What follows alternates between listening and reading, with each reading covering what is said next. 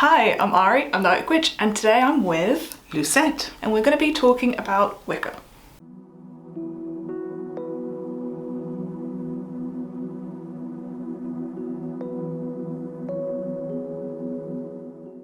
So many of you guys know that I was raised into the craft by my mum, and I've spoken about her a few times on this channel, and many of you have actually wanted to have a video where I'm sitting down talking with her, so that's what we're going to be doing today. I asked you guys to send in a couple of questions all about what it's like to be a Wiccan initiate on Instagram and Discord, so those are what we'll be answering today, or you'll be answering today.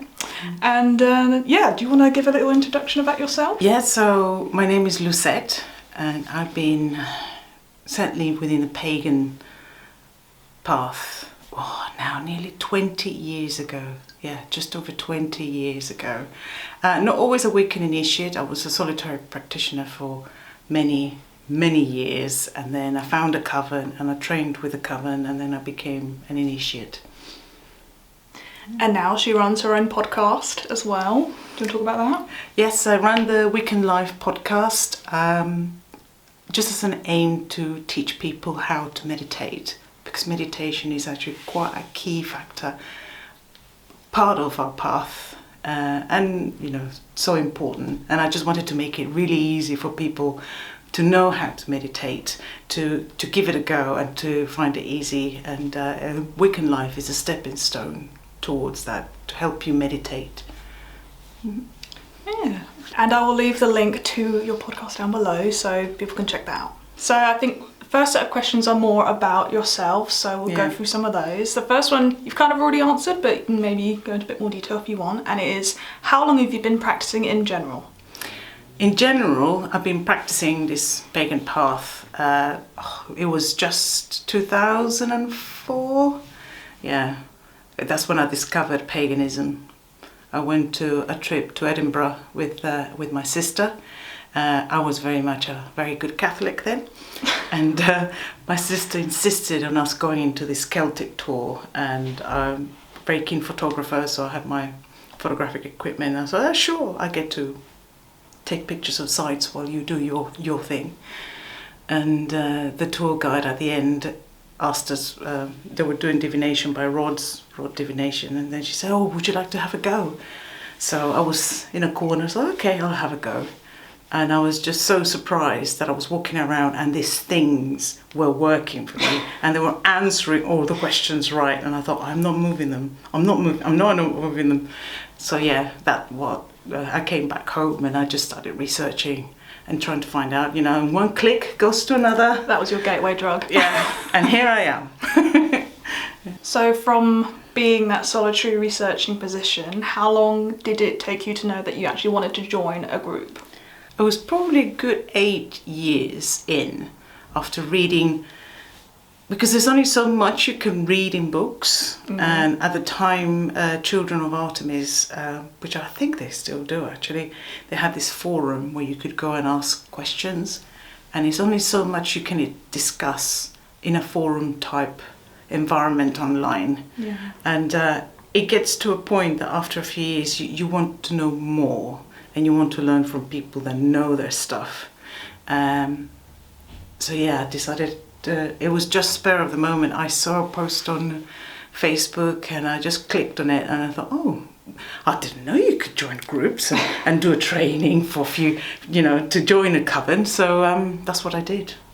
Yeah.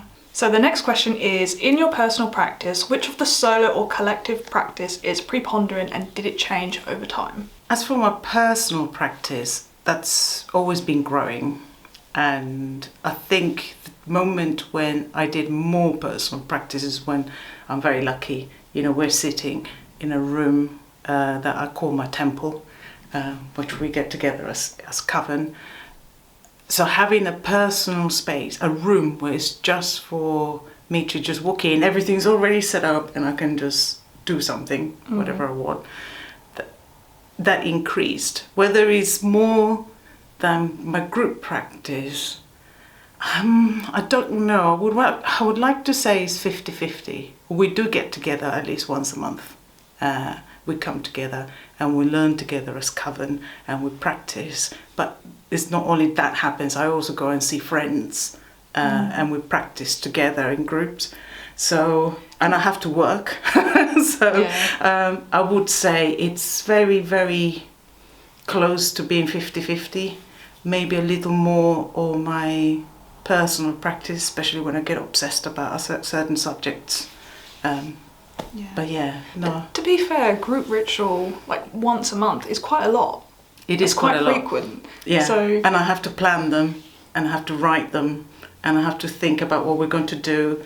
And so there's an awful lot of pre-planning that happens. Running a coven, people think, oh, amazing, you have your own coven. It's not, I'm just the admin. I'm the admin. I get all the things sorted.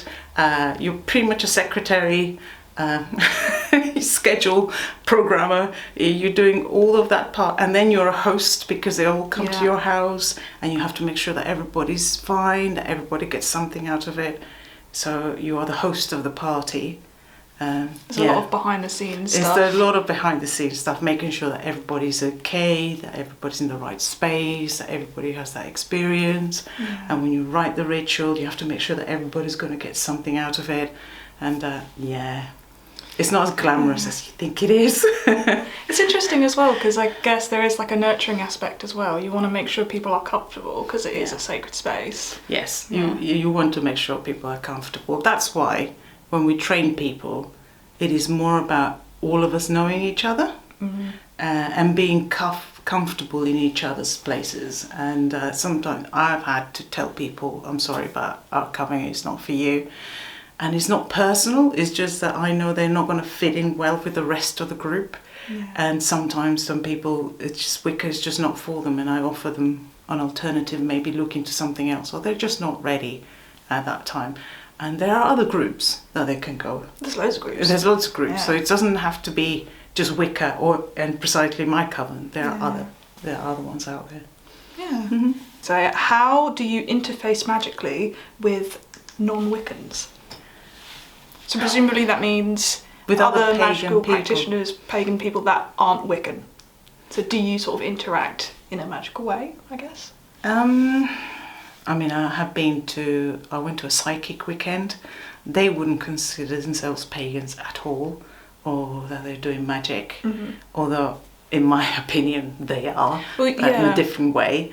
And that's, for me, it's just not an issue because I want to learn from other people. I like learning from other paths. I just want to know how, with whatever they're allowed to tell me, of course, how they practice certain ways. And, it's always fascinating to know how other people practice their path. The thing with grimoire magic is that it's very much a solo practice. Yeah. Not everybody's into grimoire magic, drawing circles on the ground and calling up all certain spiritual beings. You find that when you read the grimoire magic, it's very personal, so you can't really do that in groups. You could, but that revelation is still quite inward. So mostly with other Wiccans. Mostly with other Wiccans. I was lucky enough many years ago to be invited to the Obod, the Druids' summer solstice practice, and it was amazing to be able to go into Stonehenge because they hire Stonehenge for an hour, and you go into Stonehenge and do a ritual with the Druids. Amazing! I did that about 3 times, and it's just amazing experience to be able to do that. Yeah, so jealous. It is interesting. I do like talking with other people who are magical practitioners but maybe don't have the same practice as me, because you do learn a lot about yourself by learning about others. It's quite nice. I think that's why I really like online witchcraft spaces, because you get that. There's so many different types of magical traditions that you're exposed to. Yeah. So sometimes I think, I spoke about this in before videos, but sometimes when you're like going to a conference, it's a lot of the either obviously initiates, which is a closed club, or very sort of broad neo-pagan stuff, which is nothing wrong with it, but I just like the diversity that you get online sometimes. It's nice to talk with people that are like, I don't know, you just learn things that you never knew existed before, and you're like, oh, that's cool.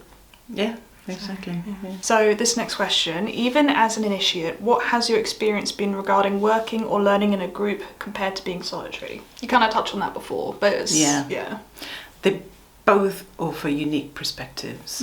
It's amazing being in a group, doing rituals with groups and with other groups from other covens, and you learn so much by just experiencing and how other people do, even our same Wiccan practice, but it still has its differences, and how we work as a group.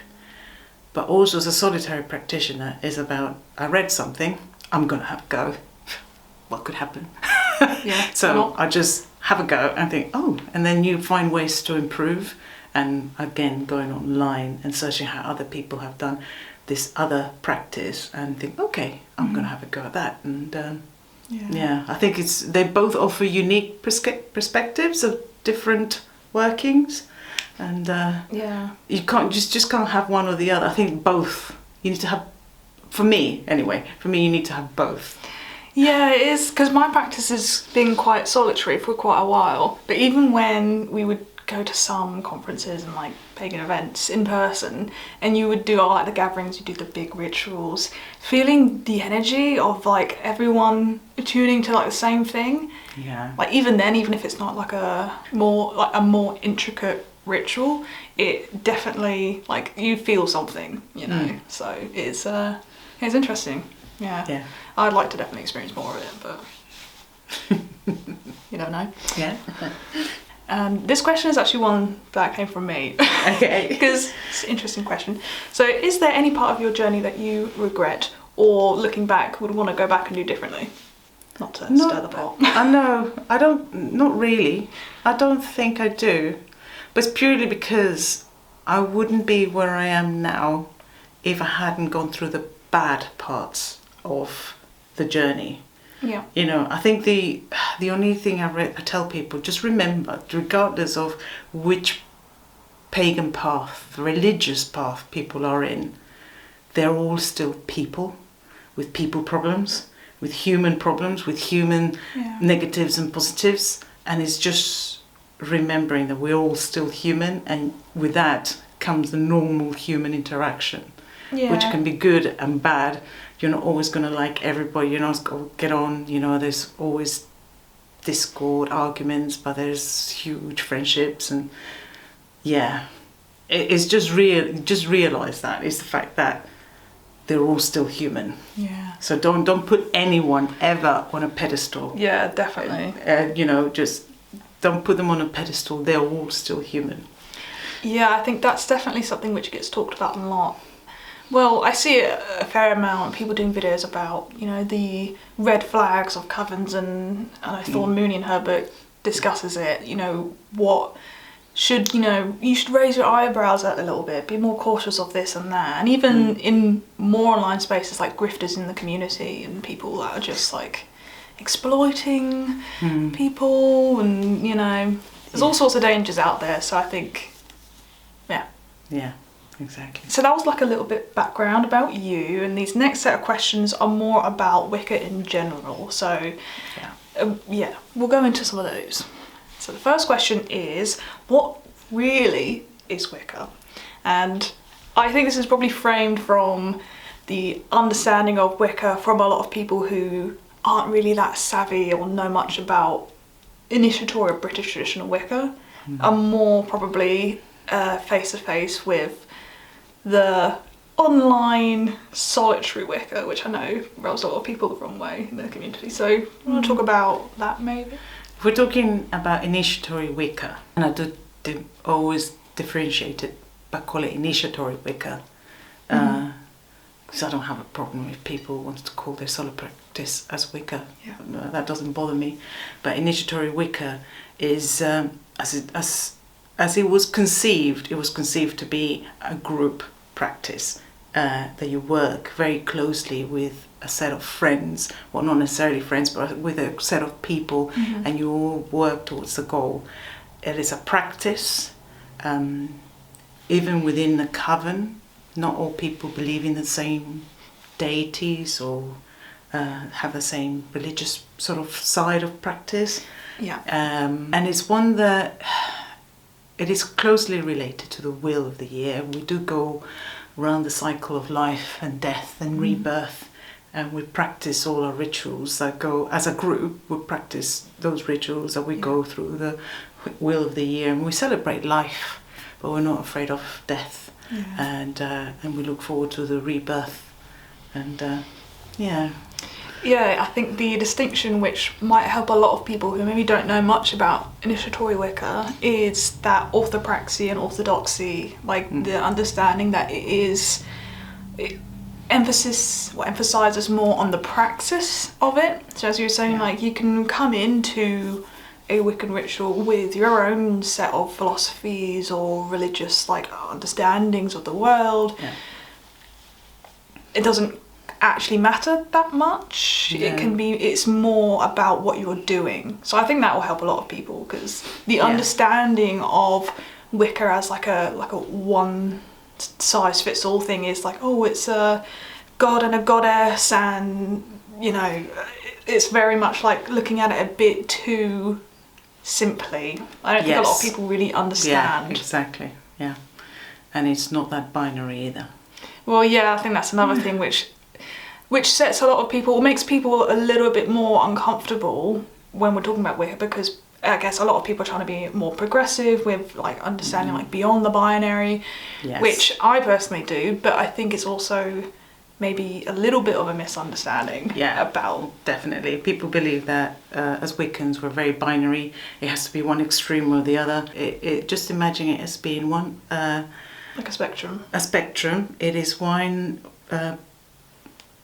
line. On one end, yes, we do have one extreme, and the other end we have the other extreme. But for us as Wiccans, we walk in the middle. Yeah, we're in that liminal space, aren't we? And we walk within one end to another. There's days that we will be here, there are other days that we will be there. And it's the understanding of yourself or where you sit in that spectrum. And in having the ability to be able to go to either end of the spectrum when you need to, because that's basically the power within. Yeah, that's a nice way of looking at it. Yeah. The next question is, how is a circle properly cast according to Wiccan tradition? Well, I would say that's oath-bound. Yeah. I think that's so I can't say. I will tell you that it even differs from coven to coven. Yeah. Yeah. So, you know, just find a way that you're comfortable with, and it's fine. I think that touches on the last question as well. It's like, it is emphasising the praxis, but obviously that praxis can vary from group to group. Yes. Because all covens are autonomous. All covens are autonomous, exactly, and we all have our upline, or where we learn our things from. There's different even traditions within the Wiccans. Yeah. And you practice cast and circle in that tradition way. But it differs. It can differ. And I just say, even, you know, just look into the grimoires and how they cast a circle in the grimoire tradition. And then if you want to use that one, why not use that one? But you find your own way, and once you're comfortable, why not? Just be flexible enough that you will allow yourself to change your mind. Yeah. Because you could find a better way of casting a circle, and why not have a go? Yeah, that's with like a lot of magic, isn't it? Like, we aren't stagnant as people. We're constantly changing and developing, and that's why magic is seen as a study for a lot of people as well, because obviously there's emphasis in the praxis, but you might come across something and go, oh, actually, I like that, and I'm going to change what I do or adapt. You know, so exactly. There's no one size fits all, and also be flexible enough in your learning that you're willing to change your mind, and that's quite key. Yeah, there's a lot of wisdom in actually being able to admit and be like, it's okay for me to move on from this, it's okay for me to change. Yeah, I guess there's like a lot that you can't quite say in detail, but generally, you know, you can point to what things. So I don't know whether this one is similarly, but do Gardnerians believe in the threefold law? I have heard some Alexandrians don't, so... No and yes. Yeah, it's a bit of both. It depends on the person you talk to. I personally I used to, many years ago, you know, all things come in threes and blah, blah, blah, blah. I have changed my mind since then. And Change is exactly. good. And I don't believe in the threefold law. There is an interview or presentation that Doreen Valiente did for one of the Pagan Federation conferences, which I can't remember the citation. So, but in essence, what she said is that yes, she used to believe in it to begin with. She also changed her mind later in life and realized it was just something that was made up, and she just took it on board. But she completely changed her mind, because who are we to imagine that the universe has this unique law just for us pagans or Wiccans, that things will always come in threes. Yeah, I think if you're very invested in the threefold law, that's brilliant. If you want to, you know, still believe in that, it's fine. I don't. Yeah, this understanding of like the threefold law isn't something that's like a core belief in all covens. Again, like the idea of praxis, it's more about what you're doing. Yeah, the threefold law is not a core belief for Wiccans. It isn't. It is something that some people believe, others don't, but it's the same even outside of being a niche. Some people believe it, some don't. So the next two questions that got sent in were quite similar, so I'm going to combine them, and it's talking about like the misconceptions about Wicca. And interestingly, one of them was phrased like, was there misconceptions that were quite common maybe 10 or 20 years ago versus the current misconceptions that are quite present? I think perhaps when it was being conceived, and maybe even still now, is people believe that Wiccans believe in Satan, in the devil. Like satanic panic. Satanic panic. Yeah. So I think it depends on who's asking the question. If it was an atheist or Christian outside of the pagan paths asking me the question, they still believe that we believe in Satanism, we're Satanists. But nowadays, most of my friends are pagans or Wiccans, so I don't really see that question being asked from the outside. As for misconceptions in general, one of the ones that we sort of touched about is that we are a very binary tradition. Yeah. Always that heavy emphasis between the female god and the male god. Yeah, like it's either one or the other. Yeah, and it's just not like that at all. It certainly isn't for me and for most of the people I know. Yeah. There's the misconceptions, or that we are very. I also heard that people think that we're very elitist, and I think it's not about being elitist at all. It's because you're coming to my house. I'm training you and you're coming to my house. And I suppose as the homeowner and the one that has to make sure that all the coven members are comfortable, I'll have to make sure that I provide them with safety, but it's also safety for my own home. So if I have to tell someone, I'm sorry about this, my group is not good for you, you say, who are you comfortable inviting for dinner? Yeah, because you're putting a lot of trust in people, aren't you? You are putting a lot of trust in people. And yes, sometimes I get it wrong. Many HPSs will admit that sometimes I get it wrong, sometimes I get it right.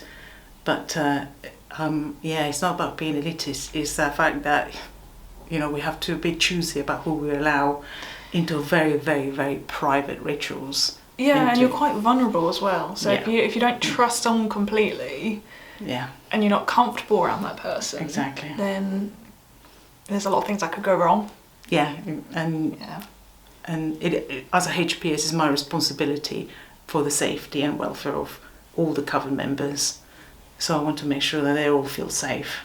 So it's a lot of pressure to make sure we get it right, and I'd rather tell someone no if I'm slightly doubtful and get it wrong, and then just allow everybody in. Because it's not just yourself as well, it's like all the other current coven members, their vulnerability, their level of comfortableness. Exactly. It is a lot of responsibility.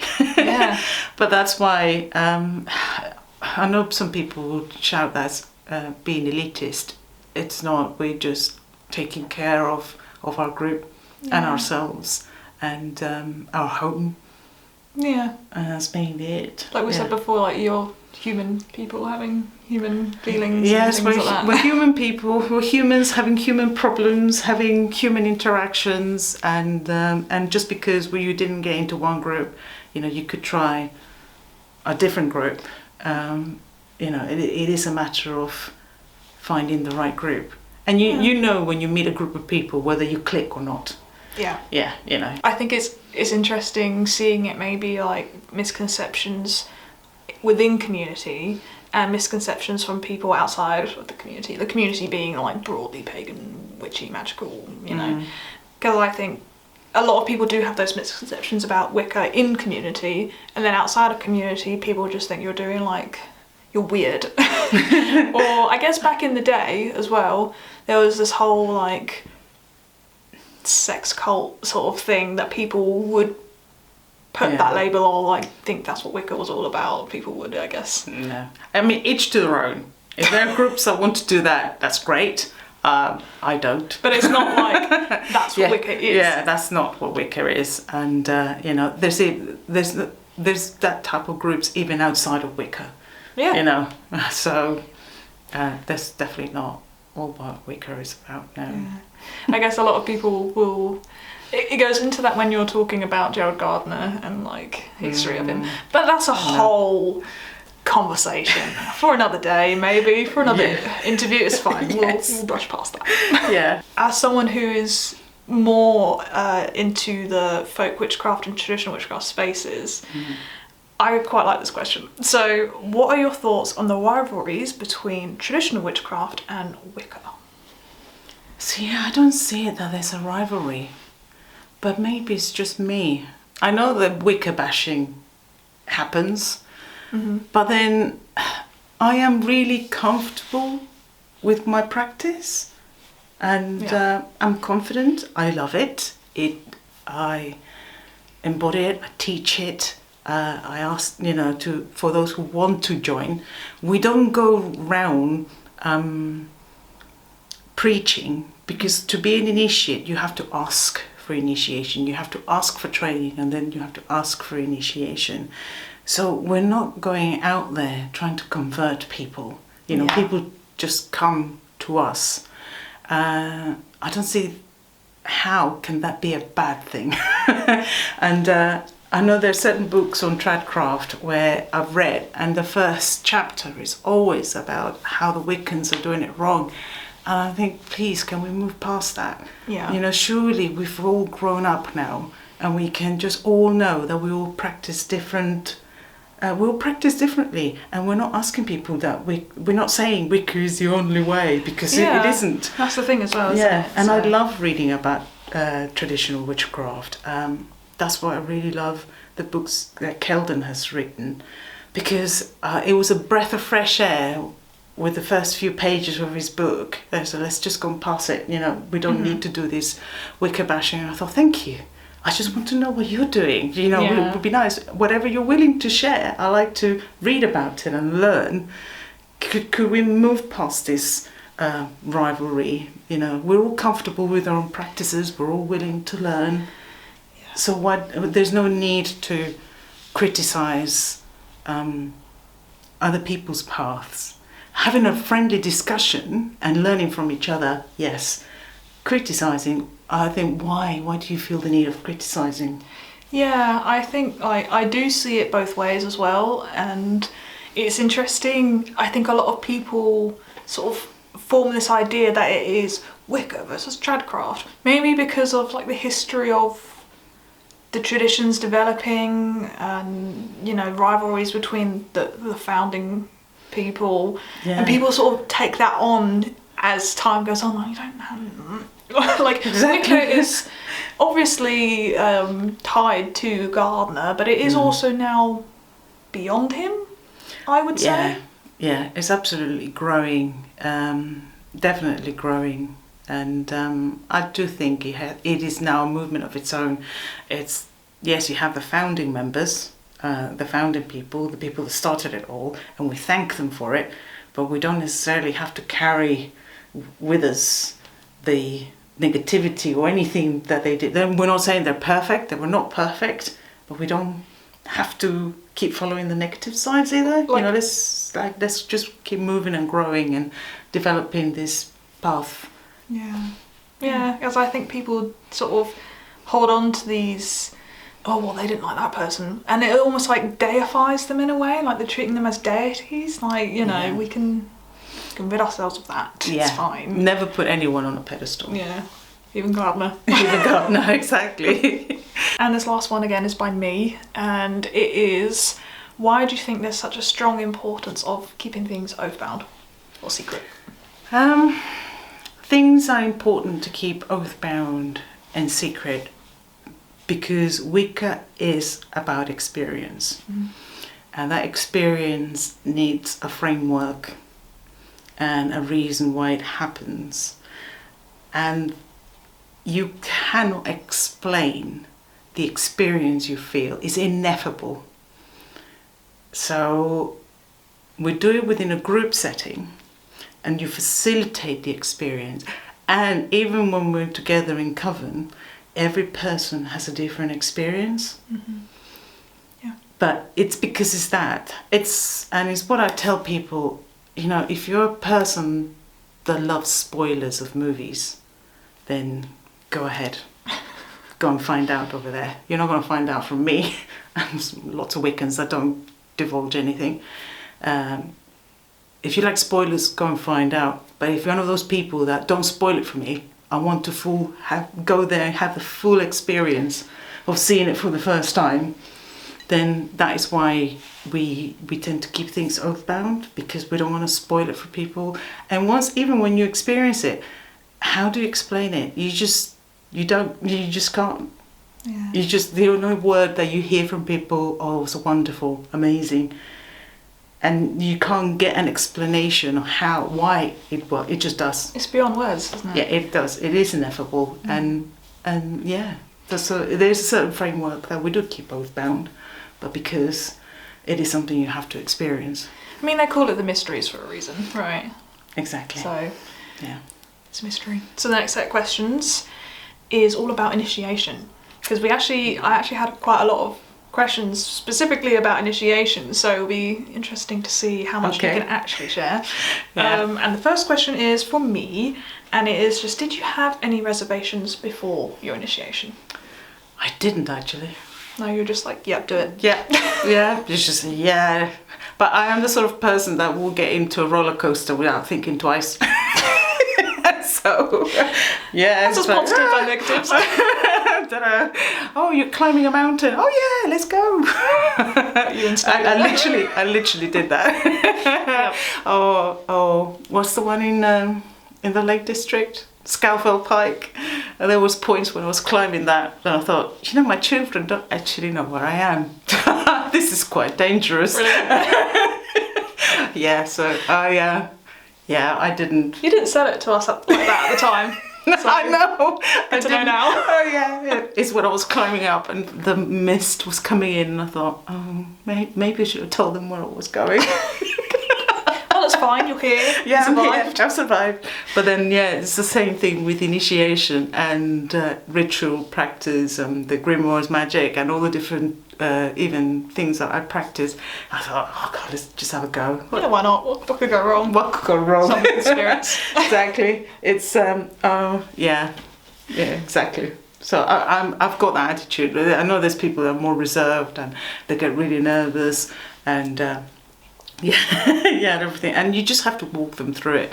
As a HPS where I train people, you can tell those who have reservations and those who will go, why not? We're fine. But those who have more reservations, you tend to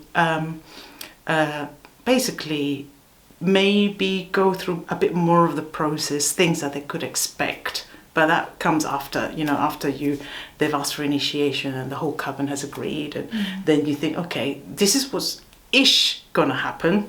So don't, we've all gone through this, and just to make people more comfortable. But I just went for it. I guess it's hard, obviously, like coming from someone who's a bit more anxious and reserved. I guess it's hard as well being the mentor, trying to sort of brief them on what's going to happen without giving too much away? Because again, it is that like movie you need to experience- spoilers. Yeah, the movie spoilers Yeah. again. How much do you want to spoil it for people? There are people. I've had people that have initiated that. They were so scared that they had to just go and find out. So they read whatever they could find online. They were a bit surprised because not everything is online. Funny that. And how those things are completely different. But they felt comfortable. It basically was their own anxiety. Just basically feeding that, and they're overthinking and just getting bigger and bigger. Just describing me, it's fine. It's fine, you can just say it. Yeah, but I think, it's just basically not coaching people through it, but just making them feel comfortable that, and that's why there's importance of training and meeting the other Coven members, because once you get to meet everybody, I think you feel more confident that you're happy with every member, and you feel more, it's about that feeling of safe and trust that you're building. It's good to build that before you just jump right into it. Yes, absolutely.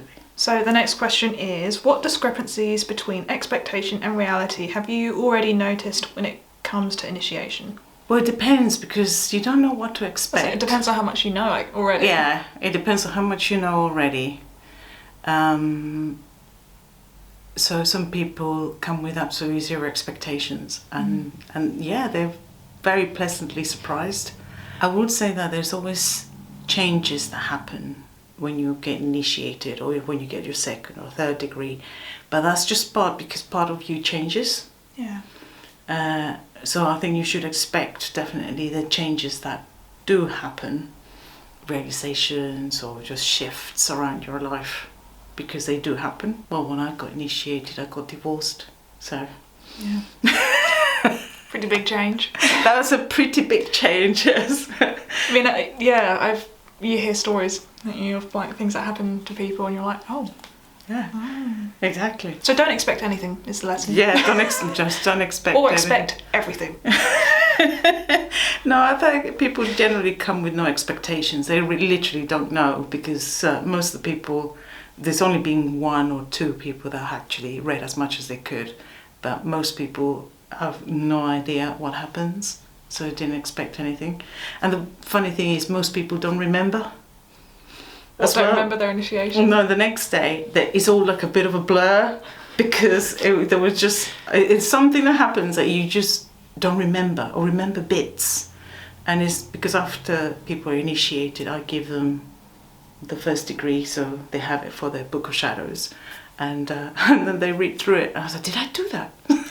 Yes, yes you did. Did I say that? Yeah, you did. It's kind of scaring me, to be honest. Oh my god. I think it's because you are so... you're in the moment, aren't you? You're in the moment, and it's like going, and you get to the end of it, and you think, oh wow, I did it, I've done it. Yeah. I mean, it almost is like your altered state of consciousness. Yeah. I get it with like spirit flight in my own practice, where, you'll get into that zone, and then afterwards, because I like writing things down straight away, and you're like, oh, that was weird. It's sort of like, oh my god, what just happened? Yeah. But I can't imagine there's probably that. One thing it definitely is weird. That's what the outsiders have right, Yeah. Oh, they're weird. Like, yeah, we're weird. Yeah. But we're happy to embrace our weird. Yeah, it's fine. We're comfortable with it. Yeah, we're comfortable with weird. It's fine. Yeah. How has your initiation experience influenced your own relationship with divinity, spirit, and others? At the beginning, I don't think it did. But my upline, people who trained me, they were very atheists. So that's probably there was not much difference there. It has evolved, it's absolutely evolved and changed. And my experience with divinity has just grown and grown and grown. And definitely, I would say by the time I got my third degree, it has been ever evolving and changing. And it's not a static one. It's definitely not static. You tend to... It generally never is. Really. It generally never is. And it's just, you find about one thing, and then you find about another one, and then you suddenly find yourself this expansion of the divine, and that connection that you can have with all of it at the same time. Yeah. And it could be singularly, but then again as well encompasses all. And very difficult to explain. I don't think I'm really doing a good job at explaining myself. Well, it's hard to explain, isn't it? It is, and it's very personal. Yeah. And that doesn't really have, I wouldn't say it's connected directly to Wicca, because like I said before, we don't really, we're a praxis. We don't tell people what to believe in. I think that experience with the divine and divinity and with anything else comes as your own personal experience. Yeah, I see it, I guess, as like a non-initiate perspective. It's like a tool to help you gain that experience. It's not like you're saying, oh, this is the experience you're having. It's this is the tool, go experience. Yeah, exactly. We don't really tell people what they should be experiencing or not, because it's unique to everybody. Yeah. Yeah.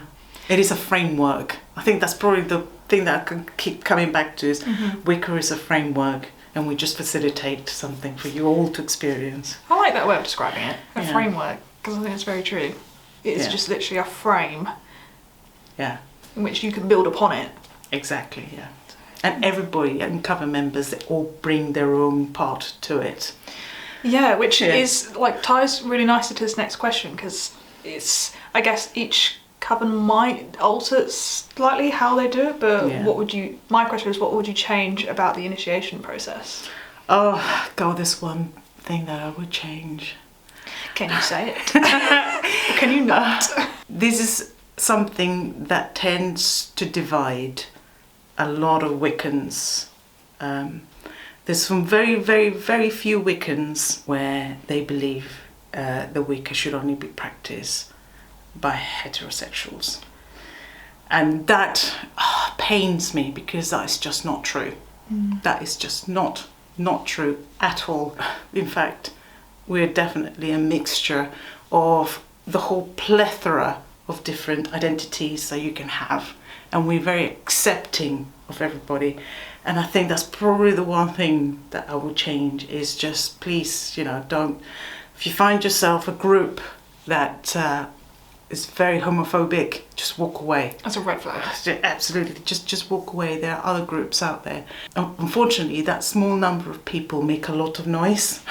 They always tend to do, Yeah, and then it just ruins it for everybody else. But no, we don't. We are very, very, very much welcoming of all the different identities. It is nice, again, I speak from an outside perspective, but it is nice. I do see a lot of initiates striving towards a more progressive ritual space, and there's lots of books being written on it now, and absolutely, I think that's really good to see. I guess, do you find that where covens can be quite autonomous and more praxis based, do you still find that a lot of people will look to others, be influenced by other initiates, and more specifically like looking up to your elders?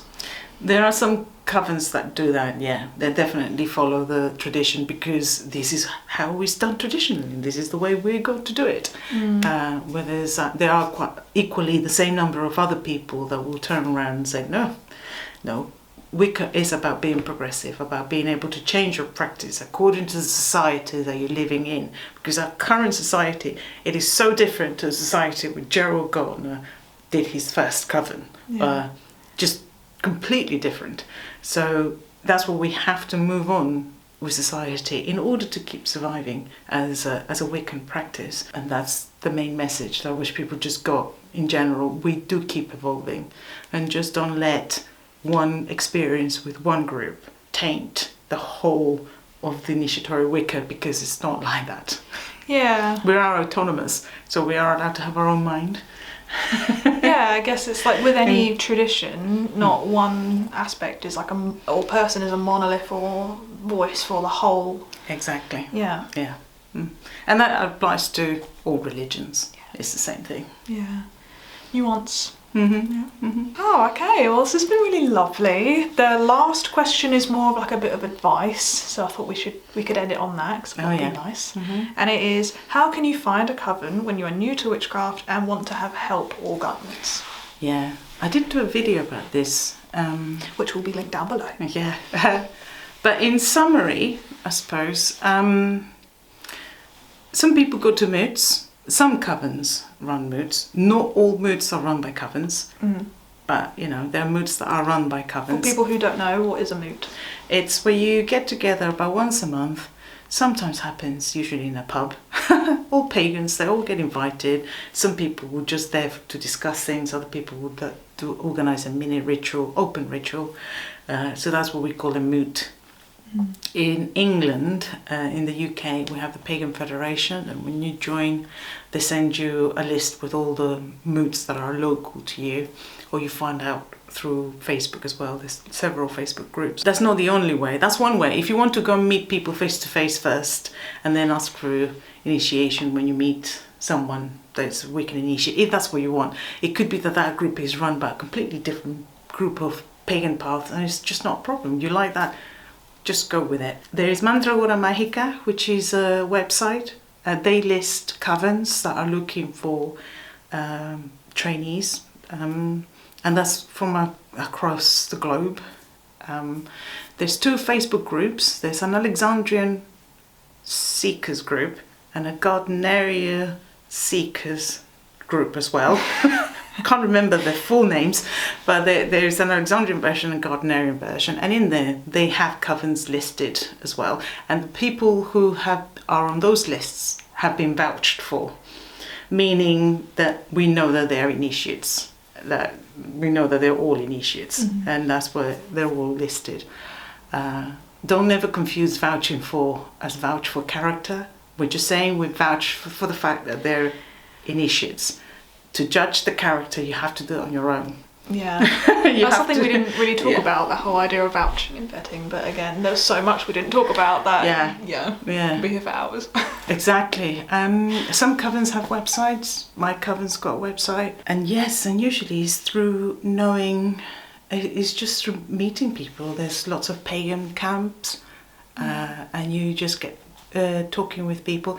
And it's an awful lot of that, so being the social side. I think for those people who don't want to go to a moot or go to a camp, pagan camp, to meet people and want to do mainly online, you can start by finding through the Facebook groups, Mandragora Mágica.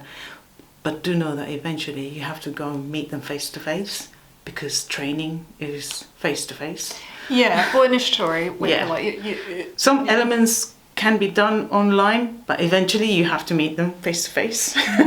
And you know, when you gather as a coven, you will always gather together. And I know there's people across abroad. They say, well, how can I find one of them? There's no covens in my country.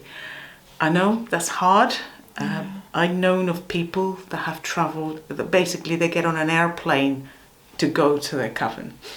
That's and they dedication. do that. That's dedication, costly and dedication, but that's literally what they do. To even if it is 4 times a year, it just means that it takes them double as long, because they're not going to all the rituals or all the training, but it's part of what is that you want. When there's a will, there's a way. Yeah.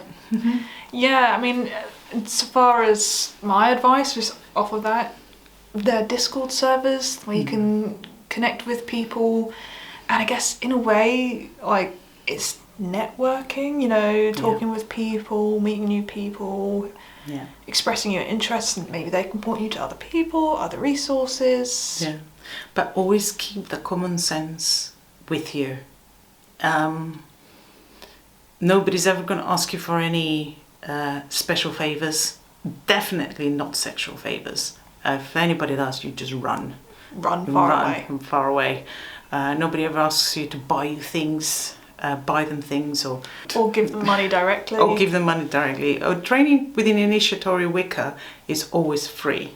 If you find somebody that is maybe doing like a 5-week lessons into Wicca in general, and they charge, but there's a cost attached to that, because they have to hire a place and all of that. But when you're being training to belong to a coven, that's always free. Always. Yes. Oh, very good advice. There's loads more that we could talk about, but watch the video instead.